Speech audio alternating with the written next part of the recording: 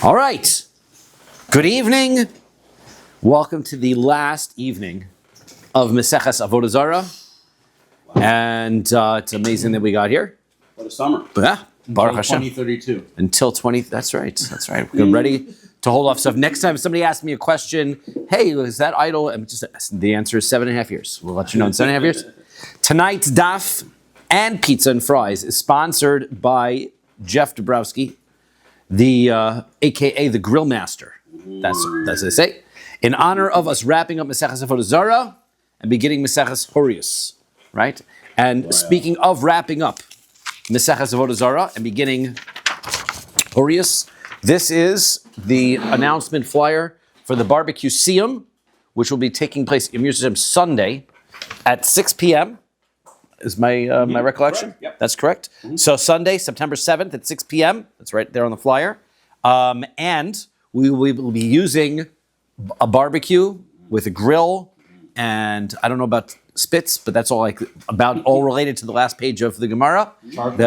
Charcoal is not in the last page of the Gemara, but charcoal ash was in yesterday's Gemara. So therefore, it all does tie in. So and it's $36 a person.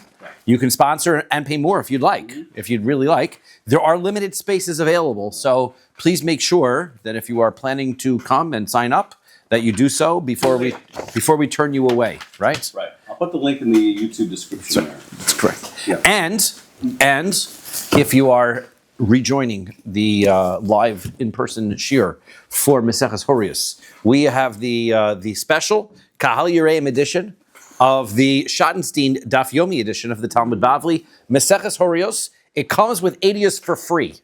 That's a bonus, right? As we say, a bargain at half the price, right? Twice the price. Twice the price. A bargain at half the price would be even a better bargain.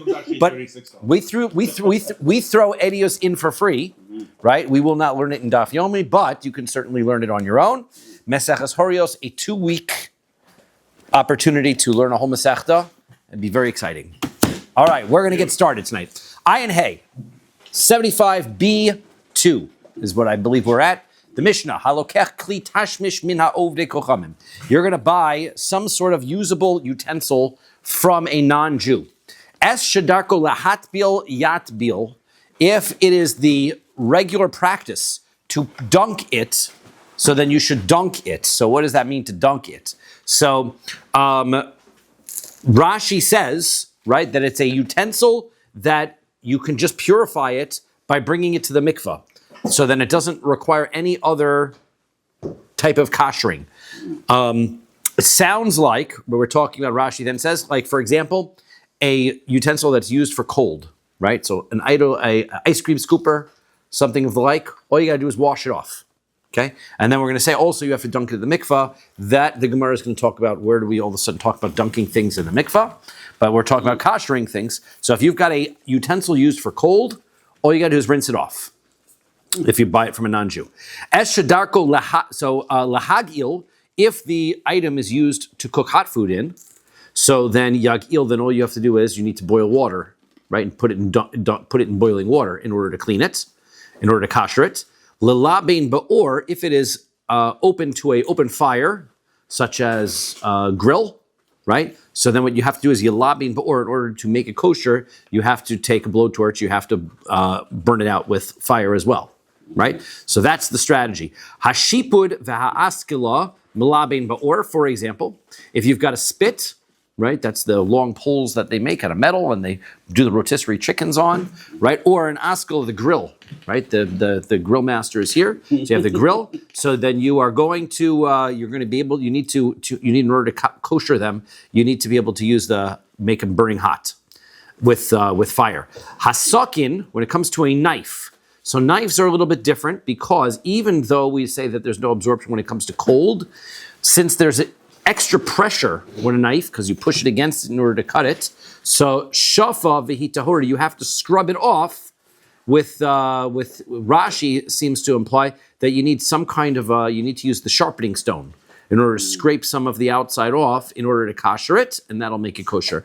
Others say that you need some sort of scraping cloth, some kind of thing like a wool cloth or something like that in order to be moisture. The bottom line is steel wool would be a great way. So you need to have something else that's a little bit more abrasive than regular washing it off, because the cold, even though it's using with cold, when you slice with a knife, you're putting more pressure on. So the requirement for koshering with a knife is greater. Says the Gemara, Tana, we learned in a brisa, the kulan tzrichen tvila be'arba'im se'ah.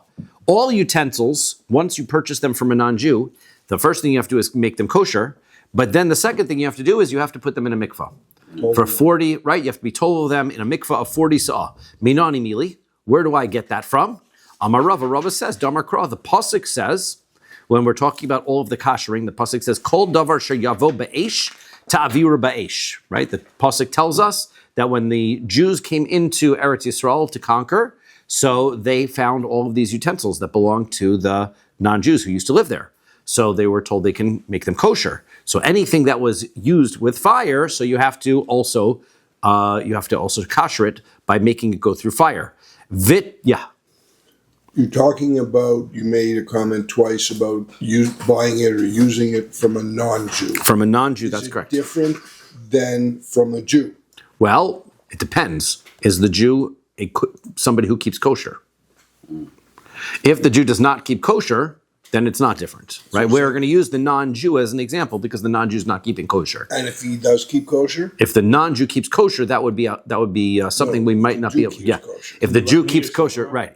So if you know that the Jew keeps kosher, so then you can buy, right? You can buy it without having to kosher it, and you don't need to take it to the mikvah. How do you know if he's told it? Because because he's a person who keeps kosher, you can trust and assume that's the case. For example, right, you have kosher companies, right, the makers of the kosher lamp, right, will sell all of these kinds of appliances, urns and hot water pots and electrical appliances, and they will write on the container, usually in Hebrew, that it was made and manufactured by Jews. Don't need a toilet. And therefore you does not need to go to the mikvah. When you go to Sobeys, you get these kosher thing, like knives, spoons. It says it doesn't need to be toilet. Yep. There you are. So you do have products, if they're manufactured, made by Jews, then they don't need to be brought to the mikvah. Only ones that are purchased from non-Jews need to go to the mikvah, because it's parallel to whatever's written in that pasuk, which is the Jews came into the land, found all these utensils that belonged to the non-Jews, and they had to make them kosher, and then they had to bring them to the mikvah. And the pasuk says, anything that was in fire, you should bring in fire, and then it says, v'taher, and then purify it. Well, what does that mean? The way that we normally read that pasuk is, if it is a utensil that was made non-kosher by being cooked with a fire, so then you can make it kosher by bringing it through a fire, and that will purify it. But that's not what v'taher means. V'taher means, and you should purify it, which means, hosif lo lecha hakosav tahar acheres. The Torah is telling you that after it's koshered, there's another step to making it usable and tahor. So that is putting it in a mikvah. So therefore, that's where the tefillah comes from, that pasuk. Tani bar kapara, so the bar kapara taught as follows. Mitok shenemar, since the pasuk says, that he says it's from a different place. B'mei nida, right, the pasuk says that, where's that pasuk? The pasuk continues, right? The pasuk says, "B'mei nida yischata." You should sprinkle it with mei nida. Mei nida is the word that we use to describe the ashes of the paraduma, the water that's mixed with the ashes of the red cow, which you use to sprinkle on somebody who's become tameh by touching a corpse. So you have to sprinkle him on day 3 and day 7 of a 7-day process in order to purify. So shmeya ani, since it uses that phrase b'mei nida, I would learn that when I buy a utensil from a non-Jew, I should need to take ashes of the par aduma, the ashes from the red cow, and I should sprinkle this utensil with the ashes of the par aduma on day 3 and day 7. Very far view. That would be a lot to say, right? Talmud Lomar, but then the pasuk says ach. The word ach is cholak. Ach is a what do we call it? Diminutive, right? It's a statement that says it means a little bit less than this. You have to. There's such a thing as mei nida, which is sprinkling the ashes of the paradum on day 3 and day 7. This ach means you take one step less than that. So therefore, what's one step less? Purifying it in a mikvah. Therefore, the method for vitaher, right? As he's explaining, you have to purify. You purify it by putting it in a mikvah. Imkain matam lo b'meinida. So if that's the case, so then what do you use why does the Torah use the phrase meinida? Meinida is the phrase that's used to talk about the ashes of the paraduma. And if it doesn't mean the ashes of the paraduma, why does it use that phrase? So the answer is because it has a secondary meaning. Mayim shenida tovelas bahen. You need water that a woman who is a nida has to dip in order to become purified, which means a full-fledged kosher mikvah. You need a 100% full-fledged kosher mikvah. So, Haviyomer arba'im sa'ah. So therefore, I know that I need to have 40 sa'ah. Now, itzrich lemichtav v'taher, v'itzrich lemichtav b'meinida. I need both of these phrases. One, that you shall purify, and one, that it has to be in meinida. Because, I kalsa v'taher, if the pasuk says, and you shall purify it, havi omer v'taher kol dehu. I would have said, you have to purify these utensils in any amount of water. Just dip it in some water, right? Purify it. I wouldn't necessarily know that I needed a full-fledged kosher mikvah. So, kasav rachmana b'meinida. Therefore, the pasuk says it has to be in meinida, which tells me it means a full-fledged kosher mikvah. Vi kasav rachmana b'meinida, and if you had just used the phrase in the pasuk, meinida, havamina ha'erev shemesh, kenida. I would have thought that when I finish toveling my utensil, I take my fork and I go to the mikvah, so it becomes purified at night, right? It's got to be, normally when somebody goes to the mikvah, in order to become purified, they have to wait till evening to have the purification process complete, right? A person, a Kohen who wants to eat truma, goes to the mikvah, then he waits to the evening in order to become purified. So I might think, if I dip my fork in the mikvah, I can't use it till nightfall. Therefore, kasav rachmana, the Torah says, v'taher, it will become pure, le'alter, immediately. That's not the case when it comes to purifying utensils. You dunk it in the mikvah, and it's immediately useful, right? I would wash it when you get home, but I'm saying, yeah, wash it. That's correct. Wash it off when you get home. But nevertheless, right, it is kosher to use immediately. You don't have to wait. You can also use a free-flowing body of water, right? You can, right? So we talked about streams. A free-flowing body of water, we're presuming, has, I guess, sufficient volume to it, right? So therefore, right. Mm-hmm. So like if you had a river or a stream or that sort of a thing that we had talked about as well. When we get into the halachos of mikvah, when we get to Maseches Nida, you only have to wait about a year and 3/4. So it's not so far, right? Around the corner. But a year and a half, right? It's not that far. That's right. Amar Rav Nachman, Amar Rabbi Baravua. Rav Nachman says in the name of Rabbi Baravua, Afilu kelim chadashim, even if they're brand new utensils, meaning if a non-Jew makes them, you still have to bring them to the mikvah. It doesn't matter that it's not an issue of when you're making a utensil kosher, the final step of the process is to bring it to the mikvah. Anytime a non-Jew sells a Jew a utensil that belonged to a non-Jew, so it has to be even new ones, b'mashma. Deha yishenim ve'libnon kechadashim damnu. Because why? Because even old utensils, once they get put through the fire, right? They get put in, you blowtorch it, or in the old days, or they put it in the self-cleaning oven nowadays, they're like new. All the flavor is removed. There's no, right? Va'afilu hachi, even still, bo'i tvila, they're going to need to get dunked in the mikvah, which means that any utensil needs to go to the mikvah as long as even if it's brand new, as long as it was owned by a non-Jew. Why does it, utensils made by a non-Jew become unkosher during the process of making the utensil? Right? No, they do not. They're not non-kosher. No. They require, they just need tevila. They just need to go to the mikvah, so right? They don't become it's not a non-kosher, right? If a non-Jew blacksmith, right, makes a frying pan, right? Frying pan is completely kosher, right? Could be cast iron, nice frying pan, perfectly kosher, goes to the mikvah. Because right? otherwise you'd have to. It with a blowtorch. Exactly. Otherwise you need a blowtorch. Correct. And the wood might catch fire. Right. Now, if you have a cast iron skillet and the way they do curing, right? My grill masters here, right? You have to get some oil on it and then heat it up. Could be lard. If it's lard or something like that, then you have a problem. Then you have to blowtorch it, right? That's a different story, right? But this is, okay. Maskif lo Rav Sheshes. So Rav Sheshes asked my question. Ihachi afilu zuza desirable nami. So he says, if that's the case, right? So then what about clothing shears? If you're buying any utensil from a non-Jew, If you get your clothing shears, right? Tailors have scissors they cut things with. No, you don't need. They should go to the mikvah too, Why? because it belonged to a non-Jew. Any utensil that's usable from a non-Jew, yes. No, but you would think, you would think that only utensils used for food needs to go to the mikvah. Okay. Well, Why do you think it for- where do you know? And where do you know that from? Because the next line of the Gemara says, Amar Le, he answered it back, Kli Seuda Amurin Biparsha. No, the utensils that are listed in the Parsha that the Jews were taking over that needed to be koshered were all food utensils. And that we Therefore, all know from here. that's correct. So therefore we know that only the requirement to put things in the mikvah is food utensils. So if it's not being used for food, it doesn't have to go to the mikvah.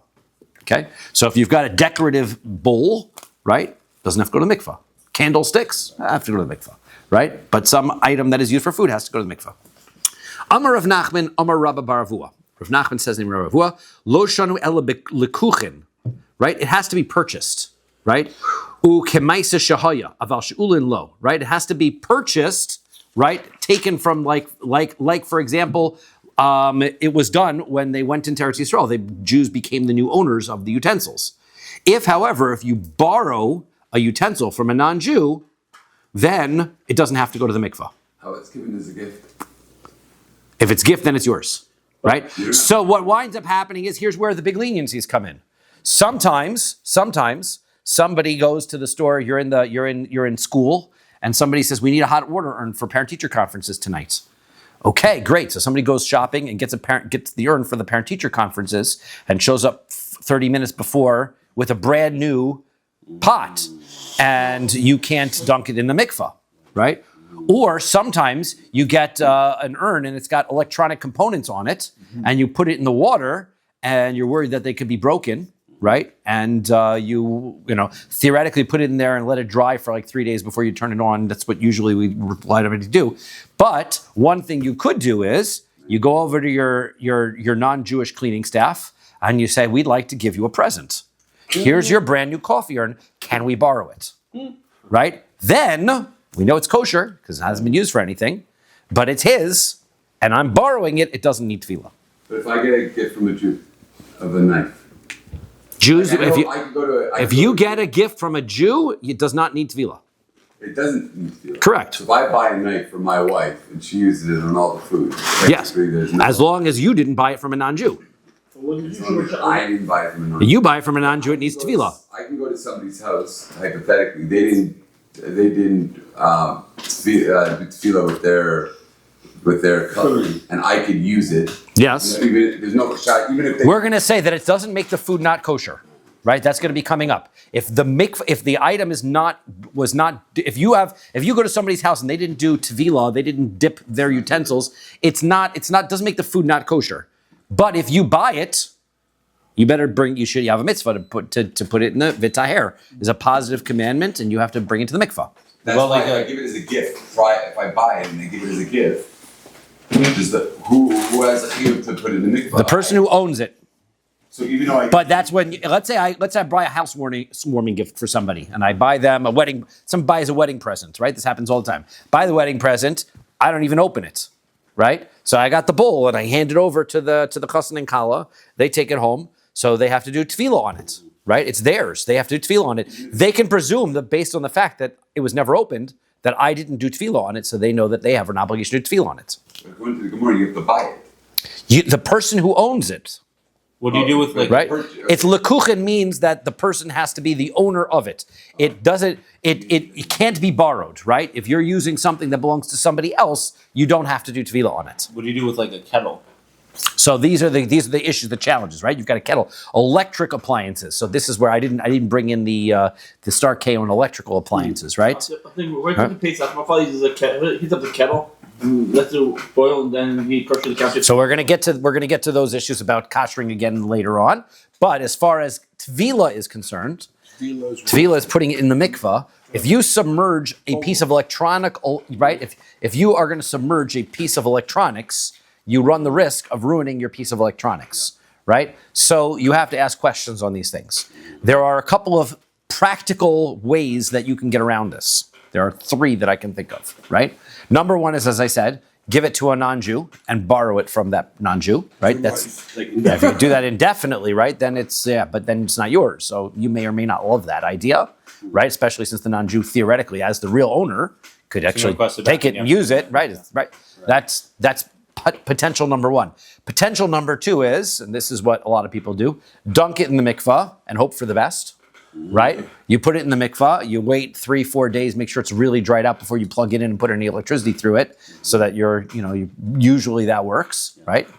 Way number three is that you take it apart enough that when you put it back together, it's considered as though the Jew has constructed it and now it doesn't need tefillah.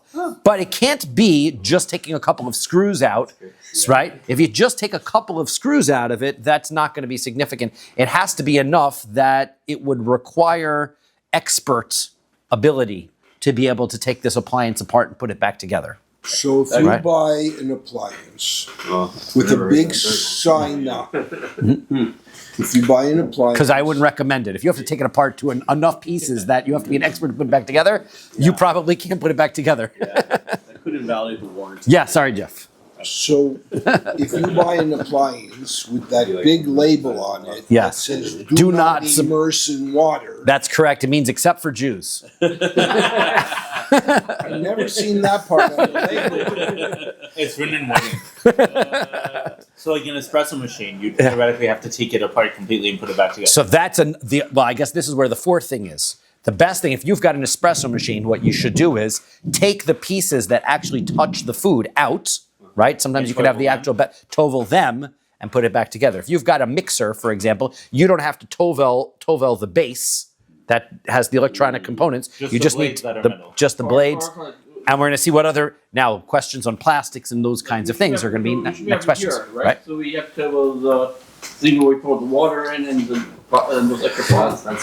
So so plastic you don't have to worry about it, right? So plastic pieces are and also disposable. You're not going to have to worry about, Can right? you put the electronics in like a human room and say, No. yeah, let's on Remember, you need 40 of mikvah water, right? Humidity is not going to work, right? Okay. So this is good. We've got a lot of practical stuff on this one. Okay. So those are the practical things. Okay.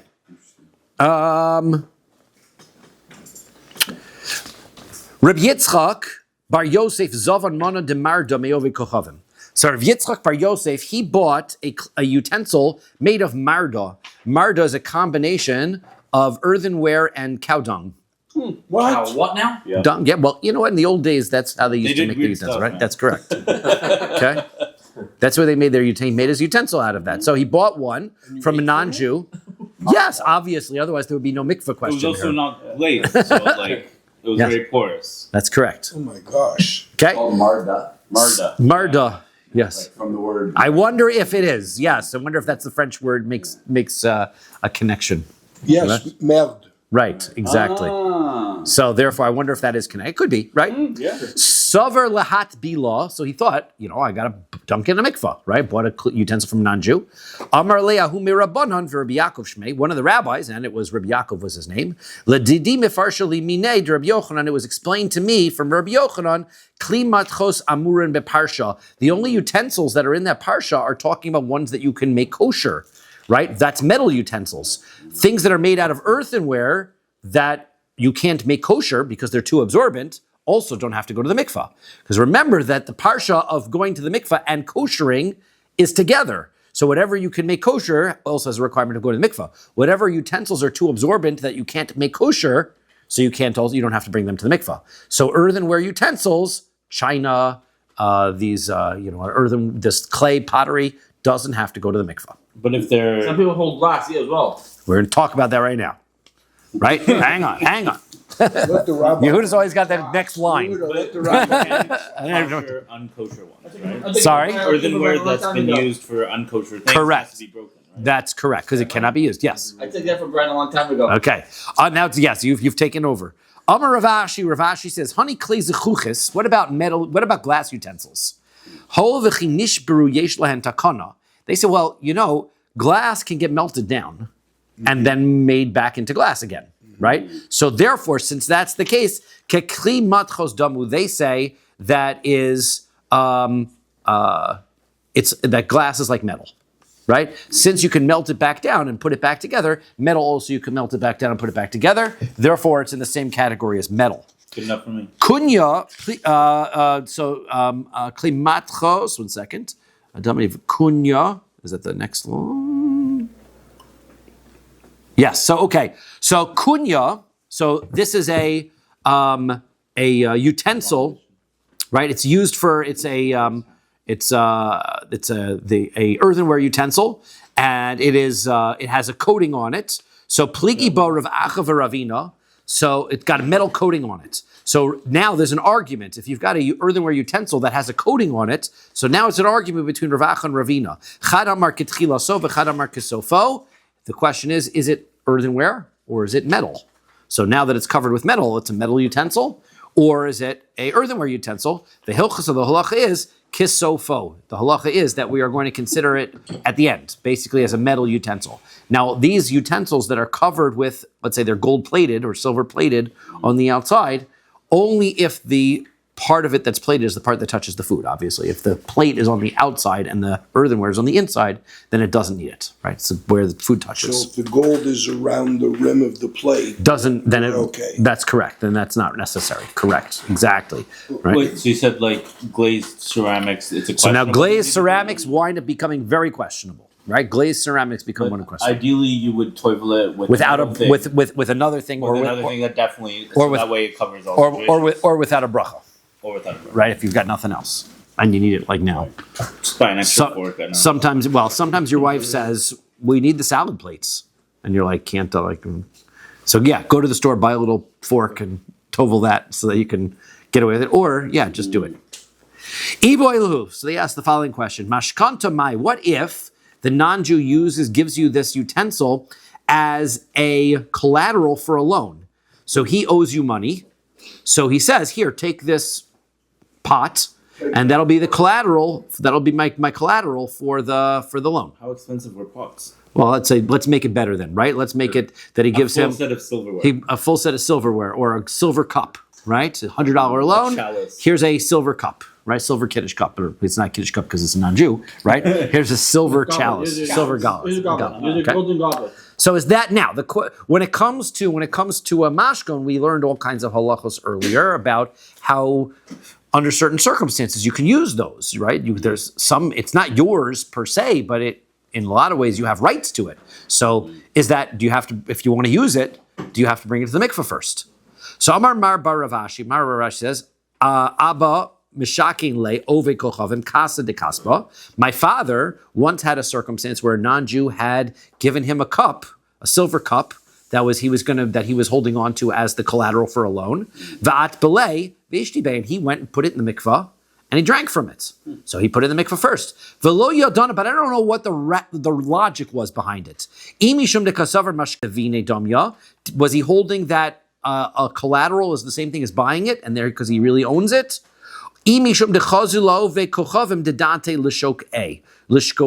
Or in this circumstance, he sort of understood that the non-Jew never planned to pay him back.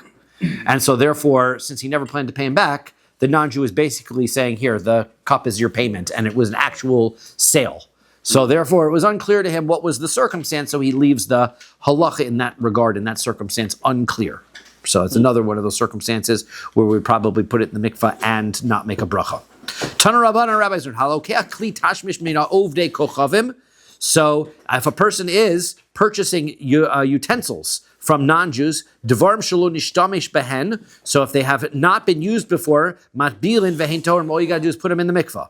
So devarim shenishtamish behen al yedei tzonin. If this is the summary of the halachos of kashrus, if they are going to be used for something cold, kigon kosos v'kusnios utzlichios, like if you have cups or kusnios, the tzluchios are plates, kusnios or ksunios are flasks, right? If you've got those, they're just used for liquids, so they're cold. Madichonu matbilin vehem torim. All you got to do is wash them out, put them in the mikvah, and those are good to go. Dvarim shenishtamish, but if you go to online and you find Kijiji, right? You find glassware, right? Crystals, Salvation Army, theoretically, right? You know that's probably not used for hot or anything like that. All you got to do is take it home, wash it off, and you got yourself some new glasses. That's just probably. Well, I mean, no. If you start using crystal in hot, you're gonna break it, right? So you don't know that nobody's gonna use it in hot, right? So you can just. If you buy a funnel for a flask, do you have to tovel the funnel, or you don't? Does it touch liquid? Then yeah. Yeah, you have to tovel. Yeah. Right. Whatever touches food. So you could buy crystal goblets and theoretically mix with them, or just rinse them off, or without a bracha and just use them. Yes. You have to You have total. toivel. You have to tovel them, correct, yes. Dvarim shenishtamesh ben al yedei chamin. Now, if you've got some utensil that is used for hot, kagon hayoros v'hakum kemusun u'machme chamin. Now, if you've got pots, or you've got the... Kettles. a little kettle and also an urn. So these are used hot water. So then magilin utvilin vehein tahorin. So what you got to do is first you got to immerse them in hot water. Then you bring them to the mikvah, and then you can use them. Okay. Devarim shenishtamish ben al yedei ha'or. If you've got something which is used in a barbecue straight over the fire, kegon hashipudin vas klaos, like for example the spits and the grill grates, milab non. So then you have to fire them up hot, right? Red hot, umat bilon, then you dip them in the mikvah, vein torin, and that kashers them. The kulon, shenishbamish bahen ad shelo yit yat bil, and this is what we said. If you used any of these items after you kashered them, but you didn't bring them to the mikvah yet, v'shelo yag il, v'shelo yilabein. So, or I guess, I'm sorry, take that back. If you use them before you wash it out, or you don't boil it, or you don't, but make it white hot. So tani chada osir, but tani idach mutter. One says it's prohibited, and one says it's permitted. Meaning, if you use the utensil before you kosher it, so is the food that you cook in it kosher or not kosher? So it's an argument. But you haven't. So this is you did not kosher yet. You did not. You did not kosher yet. That's why I thought I was saying it the other way, right? That you kosher, but What you if it totally- belongs to right? a non-Jew and like you're using like their mug or something? So then what is the you're in the office, right? You think you took your mug, you took your non-kosher coworker's mug, and you're using your coffee's already in it. Is the coffee not kosher? Right? So one says it's not kosher, one says it is kosher. What's it dependent on? If you're allowed to use a utensil without toveling, if you're just using it for one time only. Toveling, you're correct. That's correct. When it comes to toveling, you could do that. But if it was unkosher, like they used non-kosher, but non-kosher, correct. Non-kosher is a different story. So lo kasha. So it's not a contradiction, because hakaman damar nosim tam lefgam aser, hakaman damar nosim tam lefgam mutter. Remember our old argument about if something imparts a bad flavor, whether that makes the food not kosher or not. So we hold that nosim tam lefgam is mutter. If your utensil is giving off a bad flavor, so then it doesn't make the food inside of it not kosher. So if your coworker, the way that we know whether it gives off a bad flavor or not is, yesterday's food is always giving off bad flavor. So therefore, if your non-Jewish coworker used his mug yesterday, and now he's got the remnants of his non-kosher creamer inside of the mug, so you pour your coffee in, it gives a bad flavor to it, and your coffee is still kosher. If, however, right, your creamer, finished using it today, right, then you pour it in, your coffee is now not kosher. So only if it's ben yomo. Ben yomo, that's correct. Okay. That's our nosin tam lefgam issue. Ulamandam or nosin tam lefgam mutter, according to the opinion that says that it gives off a bad flavor, it is permissible. Giule ovde kochavim de asarach mana hechi mishkachas. Our old question. This is a repeat Gemara, but once we mentioned it, we're going to just repeat, right? If that is the case, that if your utensil is 1 day old, so then it's not going to make the food not kosher, then what is the circumstance that the non-kosher utensil makes the food inside not kosher? How do you ever have that? So Rav Chia Breder Rav Huna says, Lo Asr Torah, Ella Kedera Bas Yoma. Right? It has to be a pot. In order for it to make it not kosher, it has to be a pot used today. Right? If the non-Jew cooked in it today, then the flavor is still good, and that's what's prohibited. Delav nosein tam lefgamu, because that doesn't give off a bad flavor. That gives off a good flavor, right? You get nice, delicious pork from the pan, right? And you just cook some eggs in it, so that is bad. So mikan ve'elech lishteri. So okay, if that's the case, then why do we bother koshering pots? just wait 24 hours and you don't have to kosher anything. Right? It's going to give off a negative flavor. It doesn't impart any negative food. Why do we have to do that? So the answer is Gzeira Kedera Sheina Bas Yoma Mishum Kedera Bas Yoma. It's all rabbinic enactment. All of it is midrabanan, rabbinic enactment, that we are worried that if we don't make you kosher an old pot, then you may come to use a new pot. So therefore, always kosher your pots, but really, it's only a d'oraisa, a Torah problem if it is ben yoma, if it's today's bad flavor.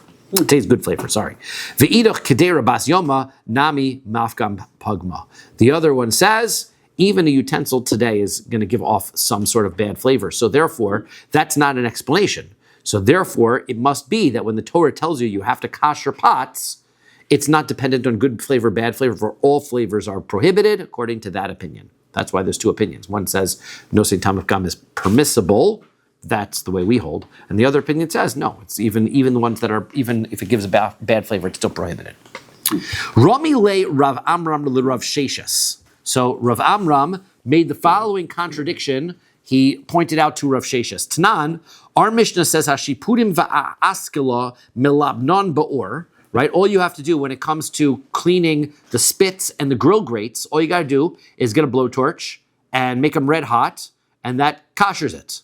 Okay? That's what Zara does in non-kosher kitchens when they're just opening a new kitchen. They use blowtorches. They blowtorch, right? Go through and metallic counters or pots or whatever. That's correct. So that's what you got to do. You'll go with your blowtorch. Okay? Now, gabe kodshim, but then vatnan. Then we have a Mishnah which talks about kodshim, which is sacrificial meats. And what you have a problem is that the utensils may have absorbed the taste from sacrificial meats, and then the flavor will then come out from the sacrificial meats into the new food that you're cooking and make it prohibited, as we'll see. Gabe kodshim, when it comes to sacrificial meats, hashiput va'askela, how do you make them kosher? How do you remove the flavor from these spits and grill grates? Mag'ilin bechamin, all you have to do is, sounds like, you boil them in hot water. Well, why do you only have to boil these in hot water? So Amar Amram Brei, so he said to him, Amram, my son, ma inyan kodshim eitzel gi'ule ovde kochavim. He says, why are you making a connection? These are two different things. One is non-kosher flavor, and one is sacrificial meats, right? Hacha hetera bala, the sacrificial meats, the flavor that's absorbed is not prohibited flavor, right? And when it comes to non-Jews, then you're absorbing hasam isura bala, it's absorbing non-kosher meat. So therefore, to get the non-kosher flavor out, you need to use a blowtorch. To get kosher flavor out, the kodshim flavor, then it's less hard to do. All you got to do is boil it. So Amar Rava says that answer doesn't make sense because sof at the end of the day, ki kapolit isura kapolit. A day later, you come back and you've got the spit that you used for kodshim, for sacrificial meats. And you're saying that when it absorbed the flavor was permissible. Great. Now it's the next day. Sacrifices have an expiry date. When it comes to a korban chatos, they need to be eaten for 1 day and 1 night. When it comes to a korban shlamim, you get 2 days and 1 night. But there's an expiration date. Once the time it runs out, then you taste and you eat that meat, it's a violation. So fine, when you cooked your meat on the spit, it was permissible flavor. Now you come back 2 days later and you cook your next barbecue, and you now take your new meat and you cook it on the spit.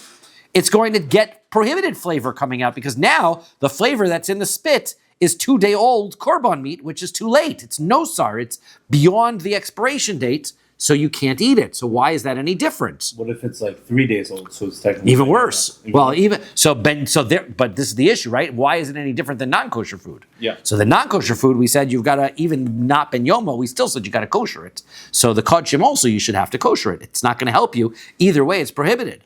El Amar Rava, so Rava says, no, here's the difference. My Hagala, when the Mishnah in Kodshim is talking about Hagala, which sounds like immersing in boiling water, Nami Shtifa Umarika, we're not talking about just the standard boiling water. we're talking about scrubbing it down, which is with you scrub it on the outside, and also you have to scrub it on the inside, which sounds like you need to use some sort of blowtorch in order to be able to get the flavor out. So he's suggesting it requires a greater amount. Even though it uses the word hagala, it doesn't mean hagala. That's what he's saying. Even the Mishnah says the word hagala, it means, when it comes to kachim, it means really the same thing, using a blowtorch. What's Hagala? Hagala is boiling water, That's right? But that's not enough, because this is made on a spit. The meat was in direct contact with the metal. So therefore, that requires a blowtorch. Well, So we have what Torah do- Shabbal Peh, because how else would we That's know right. all of this? So what do I have to do this coming Sunday to make sure that my friend's barbecue's kosher? You have to Right, make sure that he Because he's kosher. Exactly. make sure that he keeps Shabbos, Yes. right? Yes. He keeps Shabbos. We trust him. Okay, Right. I trust you. Then that's easy, right? It's And you know he's charging, so the meat's kosher. Exactly. And he's on North Meadow. Yeah, Cool one. So now, this Mariko Shtifa sounds like all we're doing with it is we're scrubbing it somehow, right? We're scrubbing it, which doesn't sound like it's the same process as burning it out with a blowtorch. So Amar le Abaye, Abaye says, Mi dami Mariko Shtifa betsonein. How are you in Kodshim? You're scrubbing it, which is a cold process. You're scrubbing it fine, you're scrubbing it really well. But that's a cold process. And Hagala Bechamin, and the word Hagala, right, this boiling water, is a hot process. So how are you interpreting Kodshim, right? How are you interpreting the word Hagala to mean a cold process, which seems to imply that it needs to need a hot process?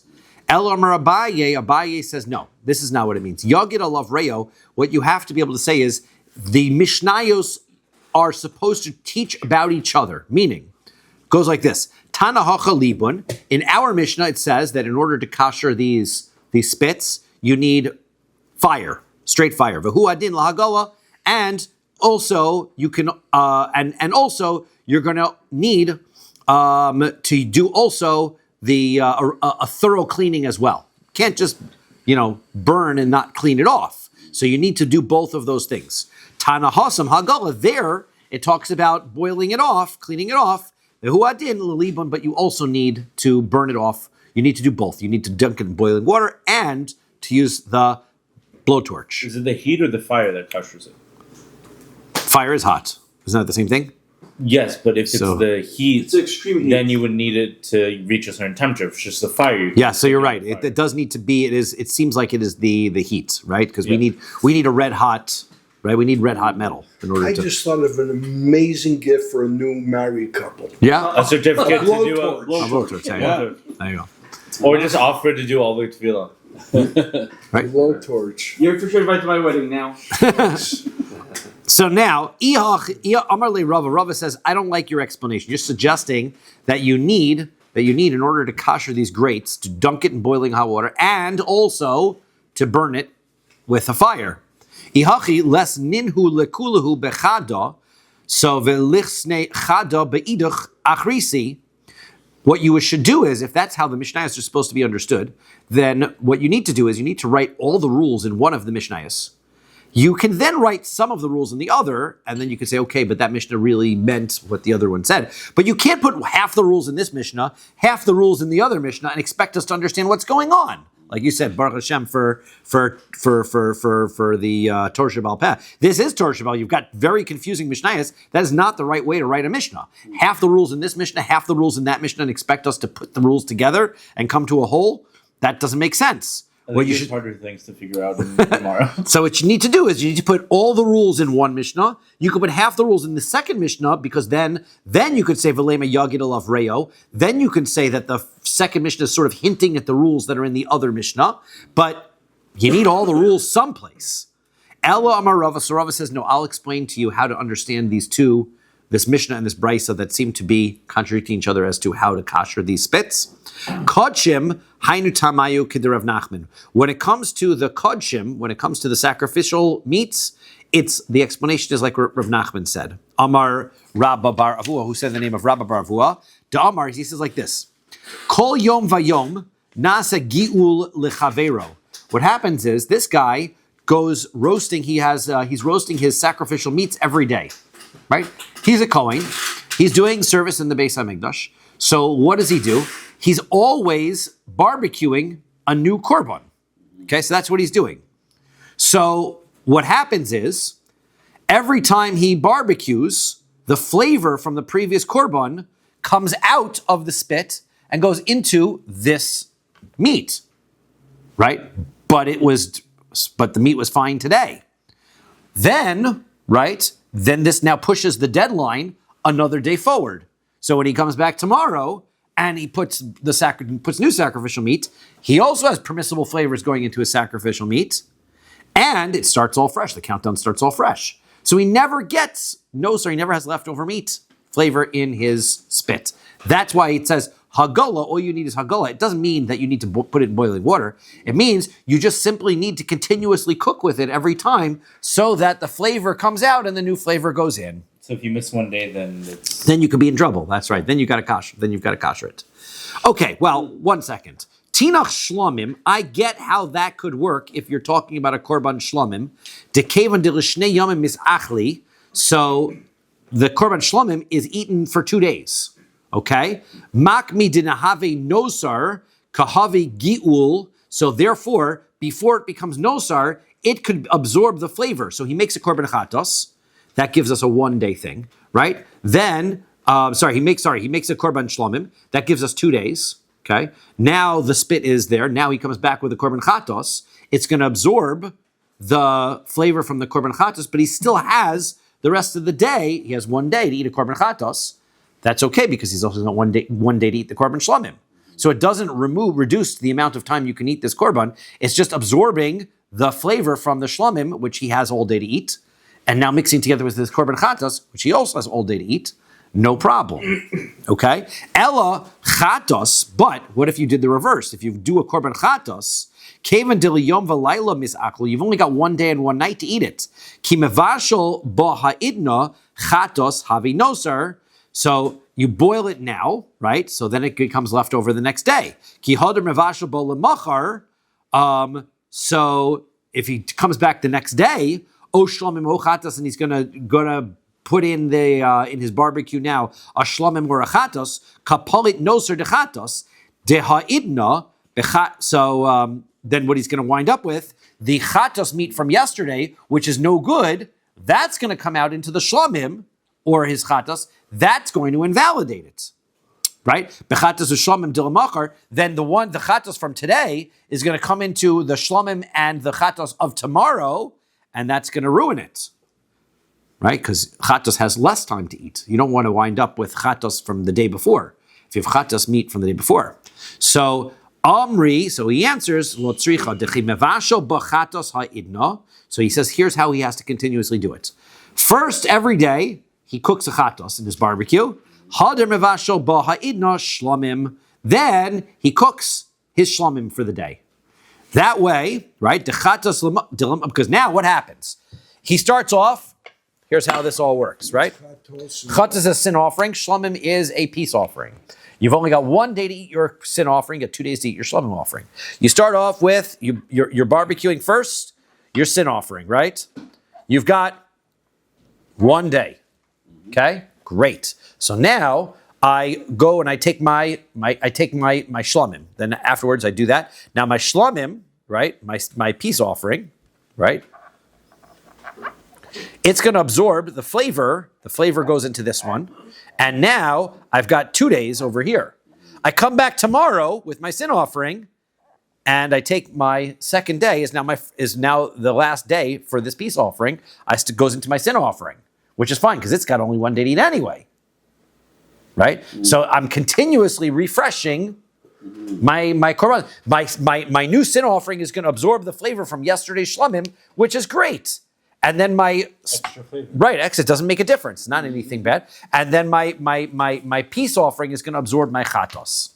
Okay, so therefore that is going to be the way that we work it. So it only has one flavor at a time. Correct. It's only going to absorb one flavor at a time. It doesn't add up, right? It removes the flavor from last barbecue and absorbs in, and now the newest barbecue then becomes the flavor. Could you Could you then take a non-kosher vessel, cook kosher meat in it, and then throw away the meat and then have a kosher vessel? Theoretically, that would work, right? In other words, if I kosher, let's say we always use it, we're going to boil it and put it in boiling water. Let's say I take boiling kosher food, right? That also should remove the flavor. But then you can't eat that first. I can't eat that food. I just don't understand one thing. We're saying one cooking removes the full flavor. Yes. Do That's we exactly what all we're like saying. that with trade? Yeah, absolutely. How do you kosher a pot? How many times do you have to put it in boiling water? Once. Once. Yeah. One time removes all the flavor. Really? Yeah. But you can't drink that water because it's unkosher. Can't drink that water. I Correct. do that with a barbecue though. Once? Sure you can. So if I turn on my barbecue once after it's been cooked, As long as it makes the grills red hot. Yep. But ideally, you use a blowtorch. A blowtorch is better because what winds up happening is that the grill not usually doesn't get red hot by itself over the propane, right? So you need to have a good right. So you need to use a real blowtorch if you're going to take somebody's, and you have to get every spot of it. That's the other thing is right. Your grill now, like Throw the grill in a self-cleaning fire oven. is definitely right. The self-cleaning oven gets up to 900 degrees. Yeah. So that's why it's fine. That's how I koshered my pots and pans. That's correct. So Actually, just my for pan. Pesach, a great way that we kosher our stovetop, right? Because we've got metal grates. You put it in your self-cleaning oven, and then they're kosher. Problem is they all turn gray and dingy. They don't look the same after they come out, right? So just saying to be careful. Right. They're wording it as if the flavor is being pulled out from, like we don't know it doesn't say the fire was red hot. It says that it was because the meat from the next day absorbed the meat. We're saying that every time you cook with it, the flavor from the first is removed, and the most recent flavor replaces it. But that's from the fire from the meat the next day. According to the Gemara, it sounds like from the meat for the next day.